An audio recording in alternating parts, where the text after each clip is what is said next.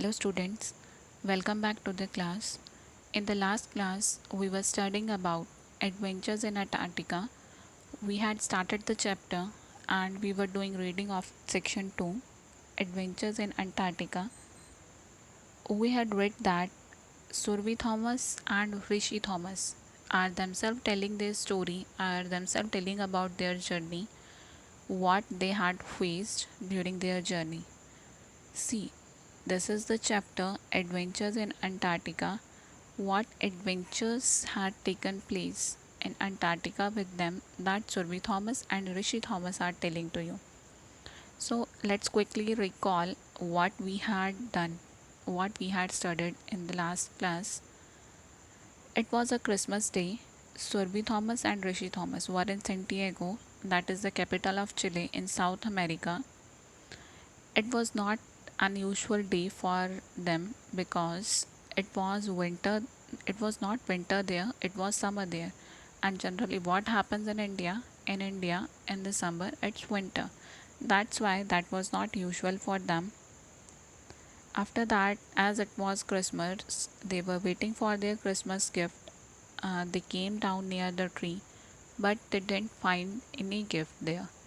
They thought, where is their gift? After that, they found two envelopes near that Christmas tree, but they were disappointed. They thought something must be there as their Christmas gift.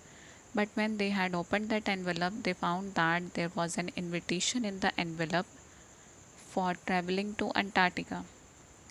When they came to know that this is true, they felt very happy. They both were very excited. They were thinking कि उनके साथ मजाक तो नहीं हो रहा है. But after that, when their parents said that it is not a joke, मजाक नहीं है, they were very excited. They start searching for the place in Antarctica. Antarctica के बारे में उन्होंने सर्च करना स्टार्ट किया नेट पे. कौन सा रूट फॉलो करेंगे वो, ये सब चीज़ें वो सर्च करने लगे. As I had already told you that this chapter is divided into two parts. We had already read first part. Today we will start the second part. First part पे यही सब था कि किस तरह से उन्हें अंटार्कटिका जाने का मौका मिला, कैसे उन्होंने रिएक्ट किया. That all is the first part. After that वो उनका जो जाने का रूट था, पहले उन्हें फ़्लाइट लेनी थी. After that they have to take the ship.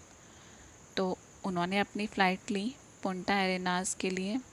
They had taken their flight, they had started their journey.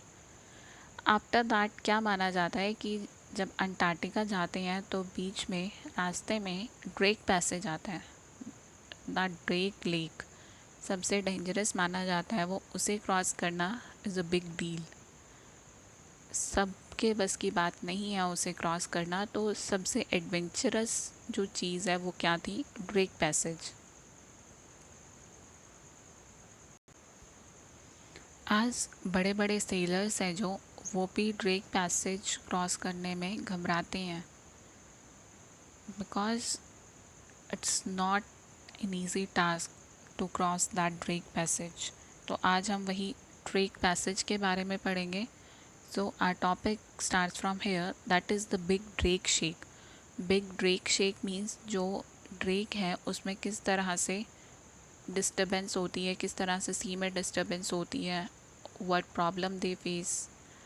It's all about that. See here, we could feel the tension on the ship because अब वो Drake passage को cross कर रहे थे. Drake passage में enter करने का time था. तो सुरभि और ऋषि थॉमस कहते हैं कि शिप पर सब लोग कितनी टेंशन में थे, हम फील कर सकते थे. Everyone looked serious. सभी लोग सीरियस दिखाई दे रहे थे. Their faces taught with anxiety. उनके चेहरे पर चिंता दिखाई दे रही थी. टॉट का मतलब क्या होता है कि ये शो करना कि वो परेशान है. It is our third night on board and it was time to enter the Drake passage. ये हमारी थर्ड नाइट थी जर्नी की और अब क्या समय आ गया था? अब ड्रेक पैसेज में एंटर करने का टाइम था. This passage is the principal reason why the continent of Antarctica was not discovered for a long time. और ये जो ड्रेक पैसेज है ये मेन रीज़न है कि अब तक जो अंटार्कटिका कॉन्टिनेंट है डिस्कवर नहीं हुआ था. Seafaring explorers and courageous captains just could not get across it. Seafaring explorers, explorers का मतलब क्या होता है, जो खोज करते हैं, और seafaring का मतलब क्या होता है, जो रेगुलरली सी से ट्रैवल करते हैं। तो पहले जो seafaring explorers थे और कैप्टन्स थे, वो ना सिर्फ इसके पार जा सकें, और ना ही आइस और स्नो, और ना ही मिस्ट। मिस्ट मतलब क्या होता है, जो क्लाउड्स बन जाते हैं ना पानी की बूंदों से हवा में ग्राउंड के ऊपर, जिससे आगे देखना मुश्किल हो जाता है, तो उसे क्या कहते हैं, मिस्ट।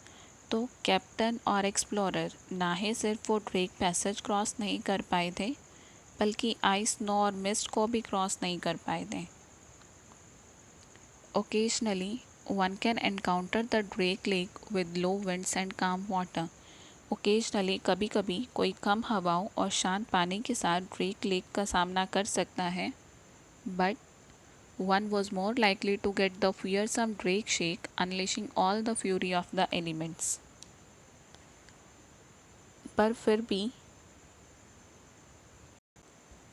ड्रेक के शेक होने का तो डर रहता ही है। मतलब ड्रेक के शेक होने का मतलब क्या था, किसी में डिस्टर्बेंस होने का डर रहता ही है।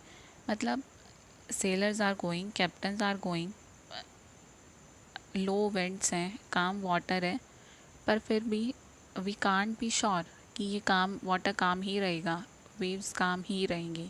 तो वो डर, ड्रेक के शेक होने का डर बना रहता है। Unleashing all the fury of the elements. Unleashing मतलब क्या होता है, स्ट्रॉन्ग फोर्स फील करना। तो स्ट्रॉन्ग फोर्स फील करना था, उसका अफेक्ट फील करना, that unleash all the fury, all the anger of the elements. You have water so savage and treacherous that even the most experienced sailor feared to cross. इस lake का पानी, इस Drake lake का पानी इतना savage, savage means cruel, निर्दयी है, और ट्रेकीरियस है। ट्रेकीरियस का मतलब क्या होता है, the one you can not trust upon, जिस पे आप ट्रस्ट नहीं कर सकते हैं, दैट में हार्म यू, जो आपको नुकसान पहुंचा सकता है। तो इस ड्रेक लेक का पानी इतना सैवेज, क्रूएल और ट्रेकीरियस है कि पार करने के लिए एक्सपीरियंस सेलर भी डरते हैं। इसे पार करने के लिए एक्सपीरियंस सेलर भी डरते हैं, उन्हें भी डर रहता है। Even with modern technological advances in seafaring, merciless storms in the Drake can leave ships stranded. It seemed that we were heading for some awesome conditions. तो वो क्या कह रहे हैं कि यहाँ तक कि सी में मॉडर्न टेक्नोलॉजीज़ के साथ भी जब ड्रेक में स्टॉर्म आता है ना, then ships strand there only. Means strand का मतलब क्या होता है, ऐसी जगह फंस जाना जहाँ से निकलना मुश्किल हो। तो इवन मॉडर्न टेक्नोलॉजी होती हैं, पर फिर भी जब स्टॉर्म तूफ़ान आता है तो शिप्स फंस जाती हैं और फिर बाहर भी नहीं निकल पाती हैं। बाहर निकलने का भी कोई रास्ता नहीं मिलता तब उन्हें। तो उन्हें ऐसा लग रहा था कि हम कुछ ऑसम मतलब इम्प्रेसिव, पर कुछ डराने वाली कंडीशन की ओर बढ़ रहे हैं। So they were feeling like they were heading for some awesome conditions. As वो एक्साइटेड भी थे उस ड्रेक पैसेज को क्रॉस करने के लिए, और साथ साथ उनके मन में डर भी था, because crossing that Drake passage is not an easy task, it's a very big thing. तो इसीलिए उन्हें लग रहा था that they are heading for some awesome conditions. Now we were moving towards the Antarctic convergence. अब हम Antarctic convergence की तरफ मूव कर रहे थे। The waters of the Atlantic, Pacific and Indian Ocean churn around Antarctica in a windy fury. हम कहाँ, वो क्या बता रहे हैं ऋषि थॉमस और सुरभि थॉमस, कि अब हम एंटार्क्टिक कन्वर्जेंस की तरफ मूव कर रहे थे, जहाँ पे अटलांटिक, पैसिफिक और इंडियन ओशियन का पानी अंटार्कटिका के चारों ओर बहुत एंगर, गुस्से में, मतलब बहुत तेज़ घूमता है।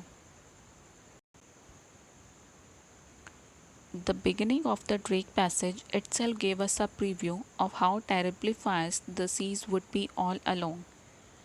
अब वो क्या कहते हैं कि सुरभि थॉमस और ऋषि थॉमस, ड्रेक पैसेज की बिगनिंग ने ही हमें ये आइडिया दे दिया था कि सी आगे जाकर कितना भयंकर होगा, क्योंकि उन्हें बिगनिंग में ही ऐसी वेव्स देखने को मिल गई थी कि उन्हें आइडिया लग गया था कि अभी तो ये स्टार्टिंग है, आगे तो पता नहीं क्या क्या होगा। By bedtime the weather had deteriorated sharply. Bedtime सोने के समय तक वेदर और ज़्यादा ख़राब हो चुका था। डिटीरियोरेटेड शार्पली और ज़्यादा ख़राब हो चुका था। The ship was lurching alarming. The ship was lurching alarming. जो शिप थी खतरनाक तरीके से चल रहा था। A waves 30 to 50 feet high were breaking over its bow and stern. तो मतलब अब कैसी कंडीशंस थी वहाँ पे कि जो शिप थी वो बहुत ख़तरनाक तरीके से चल रहा था, कभी आगे कभी एकदम से साइड में, इस तरह से जो था वो शिप चल रहा था। वेव्स जो कि 32 से 50 फीट हाई थी, that were breaking the bow and stern of the ship. इतनी ऊंची वेव्स थी उस टाइम पे। Our ship bobbed up and down like a cork in the heaving raging waters. तो जैसे कॉक मूव करता है, उनकी शिप भी उसी तरह से कभी ऊपर कभी नीचे इस तरह से मूव कर रही थी। This is all about the Drake passage कि किस तरह से वो क्या क्या कंडीशंस फेस कर रहे थे। If you want to understand it more clearly, just see the video on internet of the Drake passage. You will come to know how waves attack on the ship, what difficulties people face there. We will continue with the Drake passage in the next video. Till then, read it again and again. Thank you.